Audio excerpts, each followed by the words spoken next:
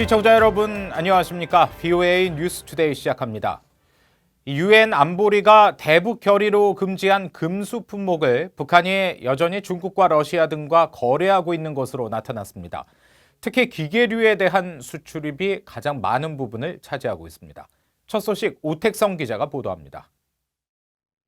유엔 안보리는 지난 2017년 11월 북한의 장거리 탄도미사일 발사에 대응하며 만장일치로 채택한 대북결의 23975를 통해 북한의 수출입 품목을 제한했습니다.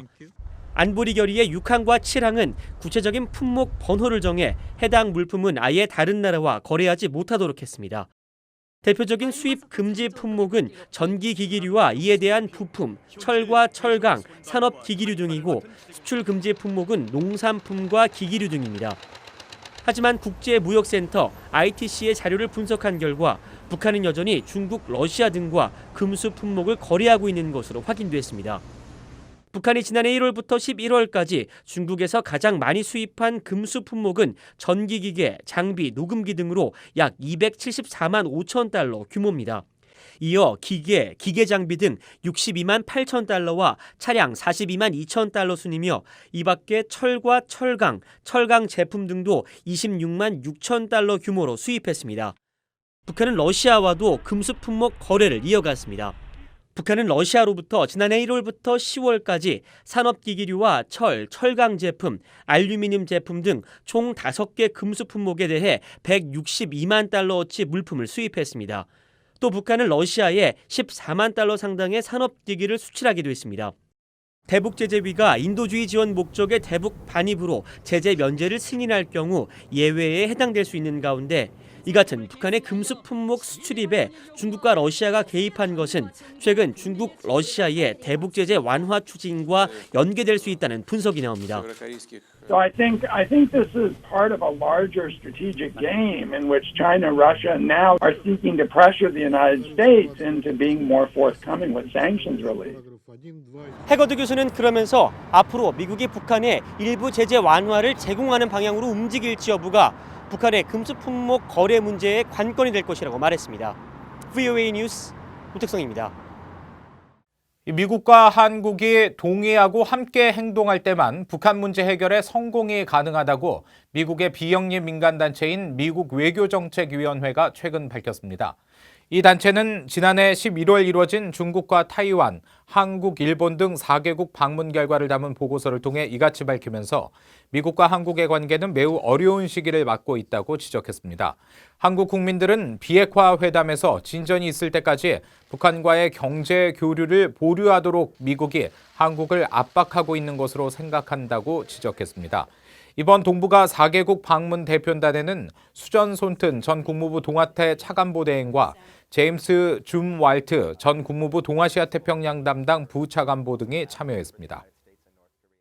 마이크 폼페오 국무장관과 강경화 한국 외교부 장관이 14일 미국 샌프란시스코에서 회담을 열고 북한 문제 등 양국 현안을 논의합니다. 두 장관은 이번 회담에서 북한의 추가 도발을 억제하고 교착 상태인 미북 협상을 재개하기 위한 공조 방안을 조율하면서 현재 진행 중인 미한 방위비 분담금 협상 등 동맹 현안을 논의할 것으로 알려졌습니다. 특히 최근 이란 등 중동 정세가 악화되는 가운데 한국의 호르무즈 파병에 대한 양측의 의견 교환도 이루어질 것으로 전해졌습니다. 한편 폼페오 장관은 모테기 도시미스 일본 외무상과도 현지에서 만날 예정이어서 이를 계기로 미한일, 한일 외교장관 회담도 개최될 것으로 예상됩니다.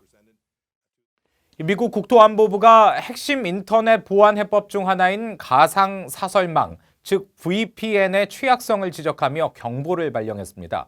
최근 이 취약점을 이용한 랜섬웨어 공격이 급속히 늘고 있다는 건데 전문가들은 북한 해킹 조직이 이 공격에 적극 나설 가능성이 크다고 지적했습니다. 조상진 기자가 취재했습니다. 미국 국토안보부 산하 사이버안보국 시사는 10일 가상사설망 VPN에서 다수의 취약점이 발견됐다고 밝혔습니다. 가상사설망은 개인이나 기업 등의 사용자가 개인정보를 지키고 안전하게 인터넷 활동을 하도록 보장하는 보안 프로그램인데 시사는 인증 과정을 거치지 않은 공격자가 VPN에서 비밀번호를 탈취할 수 있도록 하고 이를 통해 얻은 정보로 원격 조정을 가능하게 해 공격자들이 랜섬웨어를 퍼뜨린 것으로 파악했습니다. 시사는 실제 사이버 범죄자들이 이런 취약점을 이용해 소디노키비 또는 레빌이라고 불리는 랜섬웨어를 퍼뜨려 기밀 정보와 금전적 이득을 취한 사례가 있다고 밝혔습니다. 그러면서 VPN 보안의 취약성과 공격 방법이 해커들 사이에 널리 퍼지고 있다며 해커들의 더 활발한 공격을 우려했습니다. 전문가들은 VPN의 허점을 이용한 공격이 갈수록 빈번해지고 있다면서 북한의 적극적인 가담 가능성을 지적했습니다. 특히 시사가 경고한 VPN을 통한 랜섬웨어 유포는 북한 해킹 조직이 가장 활발히 활동하는 영역이라고 밝혔습니다. The victims should pay them to essentially whenever they hold their data hostage because of the ransomware attacks. So whenever the financially motivated attacks kind of intermingle with the state interest of countries like North Korea. 최근 해킹 분야에서 예상을 뛰어넘는 잠재력을 보여주고 있는 북한은 VPN 해킹 같은 새로운 접근 방식에 충분히 관심을 가질 것이라는 분석도 나옵니다. So maybe they would need to sort of adopt a new approach by choosing VPN network. Maybe if there's certain targets they have, whether it's a virtual cryptocurrency exchange, certain banks that utilize such networks, I wouldn't rule out such a possibility. C사는 지난해 이미 한 차례 주의보를 발령했지만 VPN 해킹을 통한 피해가 더 늘고 있다면서 보안 패치를 신속히 업그레이드할 것을 강력히 촉구했습니다.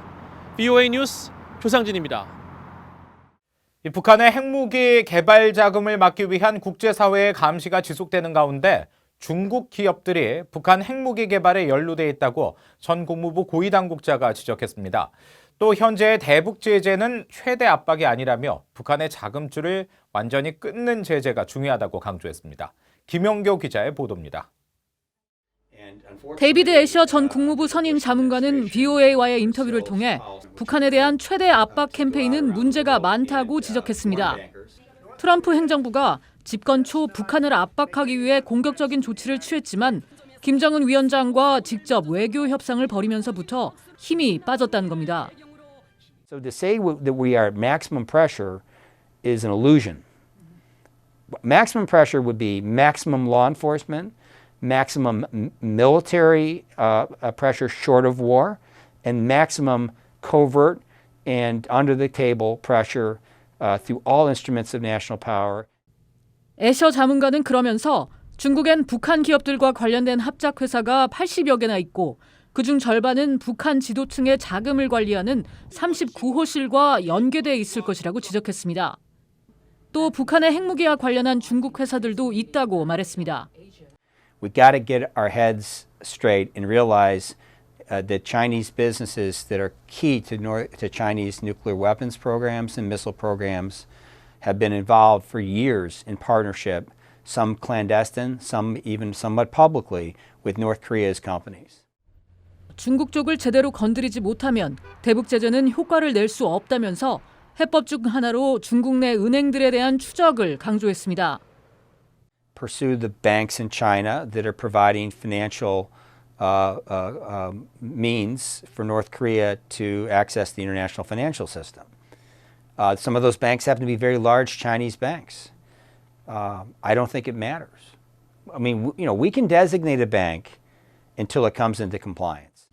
과거 방코델타 아시아 은행과 관련해 취한 조치처럼 북한 정권이 재정적으로 어떻게 버티고 있는지, 북한이 핵무기 개발을 위해 어떤 식으로 자금을 조달하는지 구체적으로 추적해야 한다고 말했습니다. 또 트럼프 행정부는 북한의 불법 활동을 추적하던 정부 내 조직을 다시 만들어 북한 지도부의 자금과 핵무기 자금, 군사 관련 자금을 겨냥해야 한다고 강조했습니다. VOA 뉴스 김영교입니다. 지난 2018년 북한이 송환한 한국전쟁 미군 유해 가운데 한 명의 신원이 추가로 확인됐다고 미 국방부 산하 전쟁포로 실종자 확인국이 밝혔습니다. 이번에 공개된 윌리엄 맥콜럼 상병은 미 7보병사단 소속으로 1950년 12월 2일 장진호 전투에 참여했으며 당시 19살의 나이로 전사했습니다. 맥콜럼 상병의 신원은 지난 2018년 도널드 트럼프 대통령과 북한 김정은 위원장의 싱가포르 정상회담 결과로 송환된 55상자 분량의 유해에 대한 분석을 통해 확인됐으며 이 상자들에서 현재 40명 가까이 신원이 확인된 것으로 알려졌습니다. 미 국방부는 한국전 실종 미군 7,600여 명 가운데 지금까지 550여 구의 신원이 최종 확인됐으며 5,300여 명의 유해는 아직 북한에 남아있는 걸로 추정하고 있습니다. 이상으로 VOA 뉴스투데이 마칩니다. 함께해 주신 여러분 고맙습니다.